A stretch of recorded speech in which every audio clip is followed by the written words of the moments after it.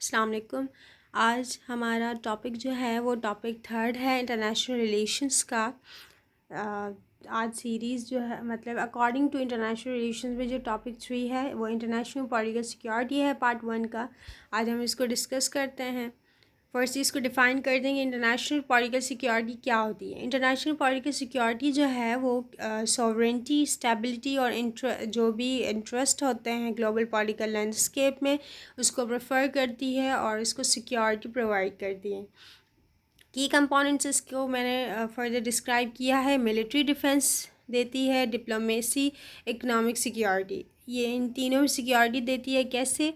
Military defence ये ऐसे provide करती है इंटरनेशनल पॉलिटिकल सिक्योरिटी कि मिलिट्री कैपेबिलिटीज़ और अलाइंसेस के थ्रू ये एक्सटर्नल थ्रेट्स को सिक्योर करती है, स्टेट को सॉरी इंटरनेशनल पॉलिटिकल सिक्योरिटी को सिक्योर करती है, पॉलिटिकल को। ठीक है।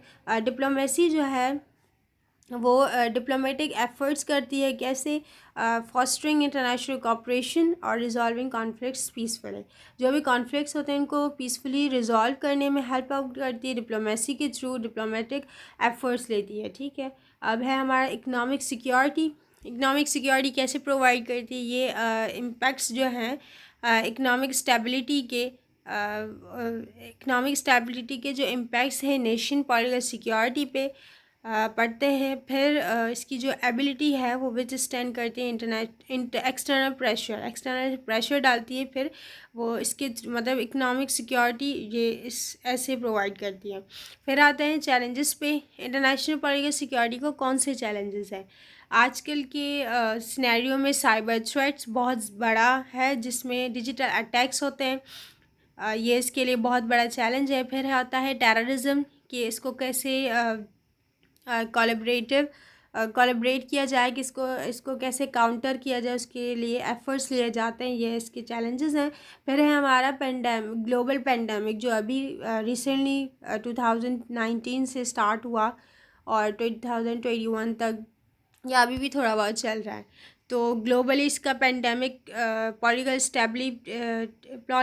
स्टेबिलिटी पे इंटरनेशनल पॉलिटिकल सिक्योरिटी के लिए ये बड़ा चैलेंज था कि हर कोई अपना मतलब सिक्योर करने में था और कोई कहीं जा नहीं सकता था, कोई कहीं आ नहीं सकता था।